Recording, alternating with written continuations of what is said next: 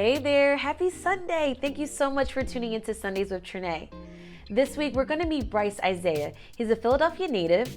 He's been really successful in the social service field. He gets to make an impact in the community, but his experience as the Purple Pants castaway on the CBS hit show Survivor Cagayan season 28 has been enormous. He's taking that experience and made this huge brand for himself. He now hosts the Purple Pants podcast, and he has these calendars, which he calls Zaddy calendars, that he has for sale. He'll explain all of that in this episode. Check this out. Brice, welcome to the show. Hello. It's such an honor to be here. I'm so happy to have a conversation with you. Oh, I love it. I love your energy. First off, I just want to say congrats on the milestone. Boom, boom, boom, boom. 100 episodes of your podcast. I mean, that is a commitment. Yes, it is a lot.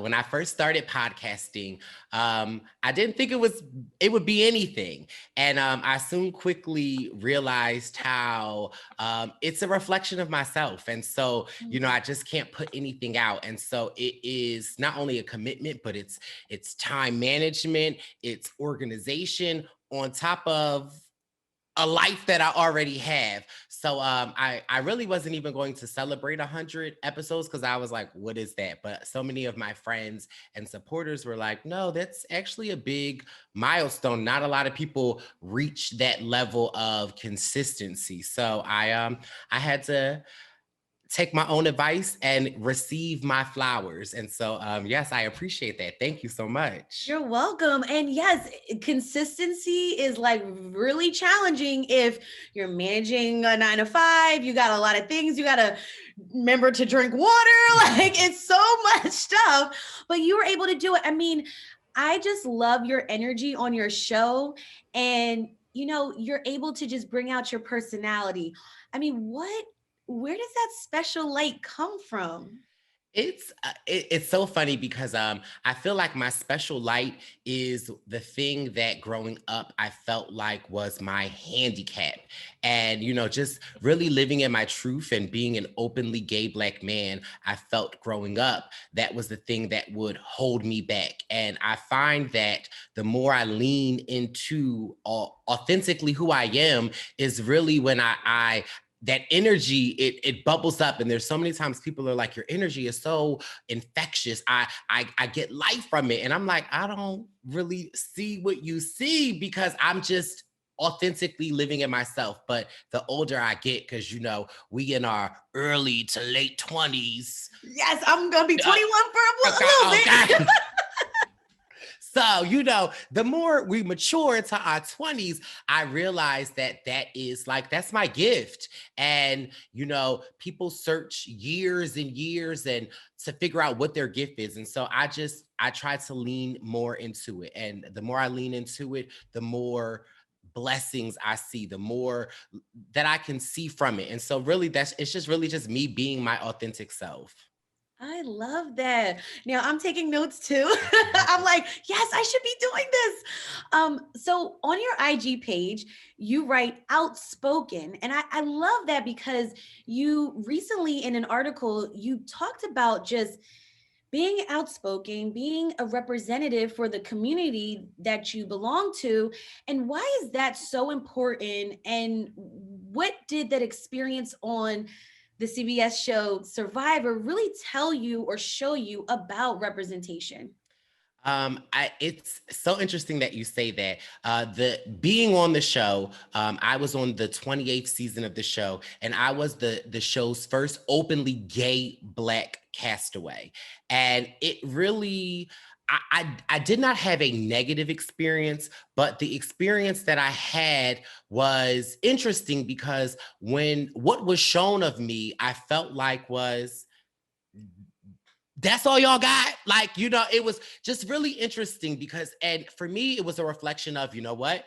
They don't know how to tell my story. And, within the last year, with everything with the George Floyd movement, with, the last president, a lot of the alum of Survivor, we really got together and said, like, how can we make a difference in our own respective community? And we really kind of like, instead of calling CBS out, because it's so easy to call people out and say what you're doing wrong, we decided to call CBS in and say, hey, we love this show. However, these are our individual experiences as people of color. And there's a similarity that we think that you need to take a look at. And, to our surprise, CBS was so receptive to it. And they were like, we want to do better. And from our initiative of saying that we want more BIPOC on front of the camera and behind the camera. Like, you can't have more of us and not be able to tell our story. So they were so receptive of it. And they, moving forward, they committed to 50% BIPOC in front of the camera and to have more diversity behind the camera. And we're getting ready for the 41st season coming up in September. And the cast is 50% BIPOC. And that really, wow. My mom always told me growing up, like, anywhere you go, make sure you leave it better than what you found. And although, like, my experience on Survivor, I was a very early boot. However, I didn't let that stop me. I still, championed on, and I was able to somewhat make a career out of my very short stint. Wow. I mean, that's really brave. And so how were you then able to make this brand for yourself? That's amazing. Yes. Tell me about that transition. It is not something that is normal, especially in like reality TV. The longer that you're on the show generally like represents your popularity. But for someone like me to be such an early boot and to have gone home, most people don't even remember your name after the episode is done. But I was a fan of the show, and no matter what, anything that I do, I give it 1,000%. So even after my time was done, I used my little bit of platform to big up the next people coming forward, to like be the cheerleader to other people. And it really kind of made its realm in the Survivor community to the point that, like, and I say this respectfully, but I'm more popular in the Survivor community than like the past 3 winners. And that's just really a testament of like not being a hater. Like, I love to give people their flowers. I love to support people that are on the come up. That's just something in my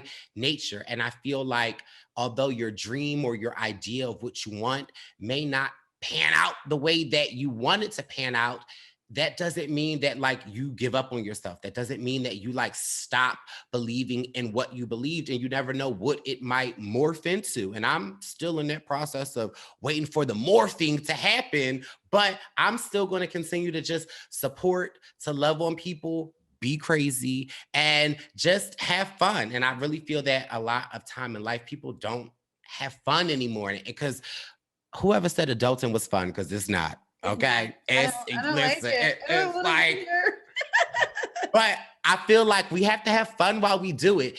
So how did you come up with this idea with the Zaddy calendars and the Hot Girl Summer calendar? So me just showing love and support to people. I would like watch the TV show. I would go on live and I would be like, yes, I love it. Like, and I'm like, well, wait a minute. Let me just like, if I can use the connection that God has given me to like be able to connect with people and use my craziness, why can't I like turn it into something?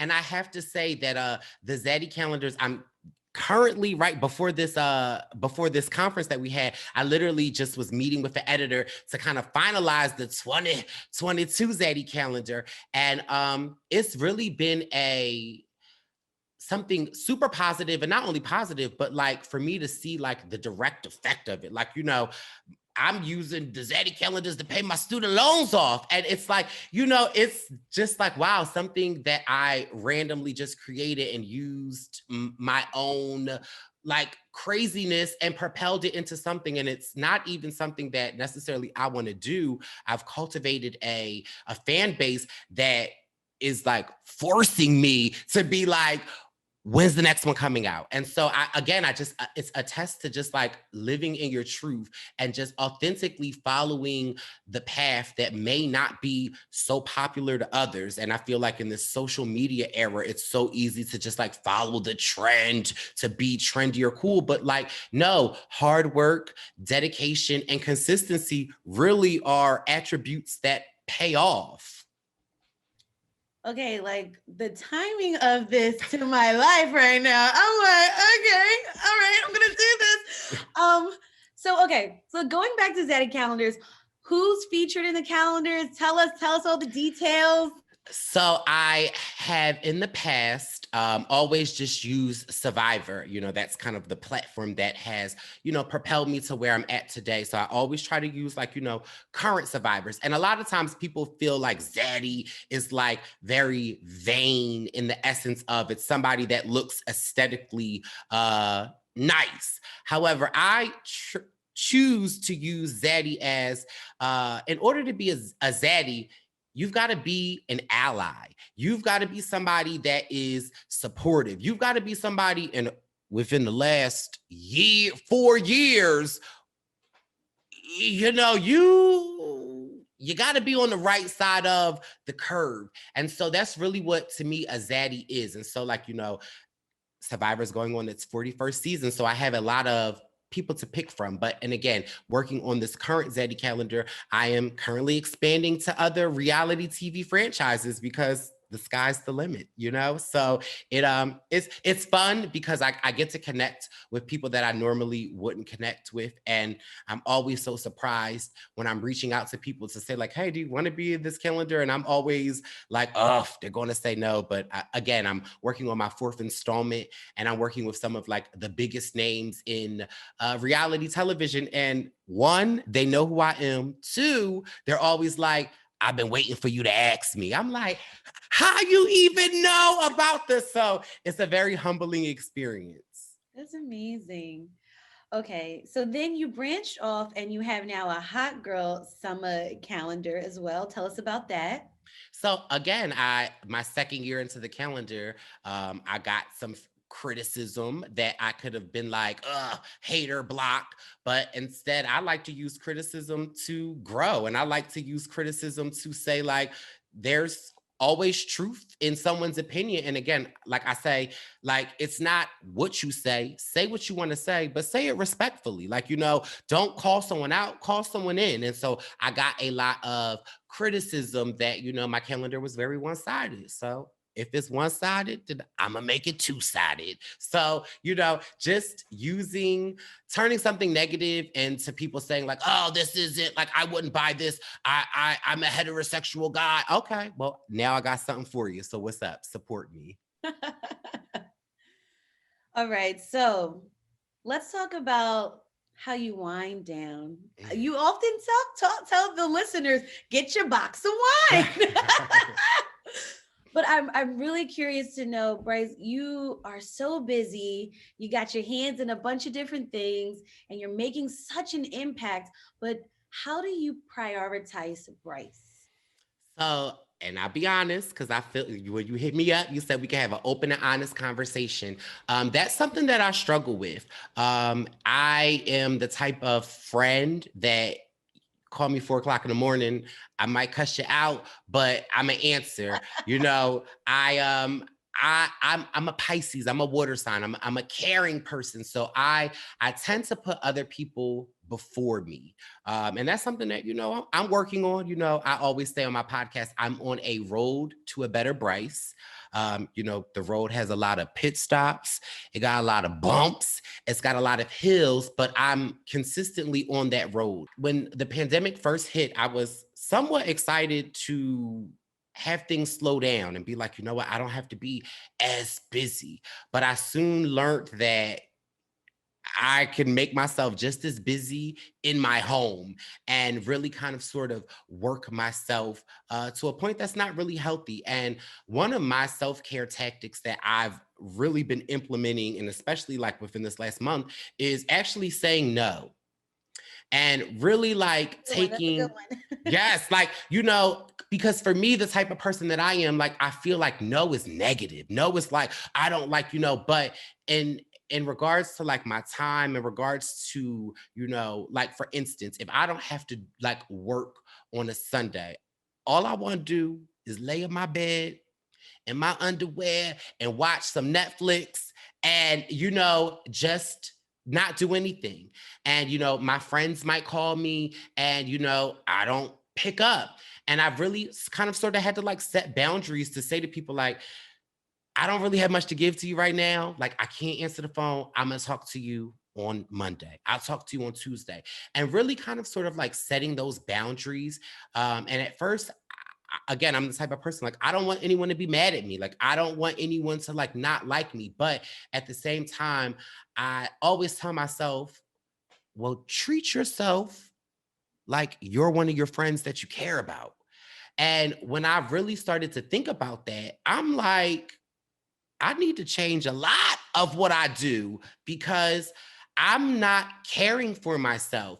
And I think a lot of the times when people think of self-care, they think of like, oh, let me get the cucumbers, put it over my eyes, let me get a mask. But no, self-care can be saying no. Self-care is like telling yourself, I don't have to answer that phone call. Self-care is saying that like, I'm going to take myself on a date. Self-care is saying like around Christmas time, I'm not going to go into debt buying people gifts. And, and for me, like that's self-care to me. And it's like really putting, like treating yourself how you want to be treated. And I feel like we say that so easily, but we all put on that face. We are like, we're so perfect. But when you really have those deep down conversations with yourself, you realize like, I treat myself like trash. Now, there's got to be a way that you say no, right? Because you're not going to be like, nah, I'm not helping you. It's just, but how is it? Is it a certain way that you say no? I think that, and again, I lean into the more vulnerable side. I literally say like, hey, I don't have much to give today. Like, or hey, or another thing, no, sorry. If you listen to my podcast, I'm all over the place. And very much like in this conversation. But I think that it is being honest with people though. Like, hey, Trenae, how you doing today? Good. Like, actually, I had a great day today. Not asking for sympathy, but I didn't have a great day today. And I just need some time to reflect. And I think that being honest with people about like whatever it is, the emotion that you have and whatever how you're feeling, I think that it is great. And I think that you should cultivate a circle of people around you that can respect that. That's my self-help tip. I know you like he all over the place, but I'm just it's all good. It's all good. I'm just so thankful that you shared and you felt comfortable to share. Brice, thank you. Thank you for being on the show. Of course. So for Brice, it's all about having that confidence to say no. Try that this week. It might make a difference. Well, that's all the time we have for this week's episode of Sundays with Trenae. Listen, if you like this episode, give it a thumbs up and make sure you subscribe. Leave a comment too. We love reading those. Look, we'll chat next Sunday. We got more in store for you. And I really appreciate you just coming this far with me on this journey. Thank you so much for watching. Remember, love yourself and love your community. Bye.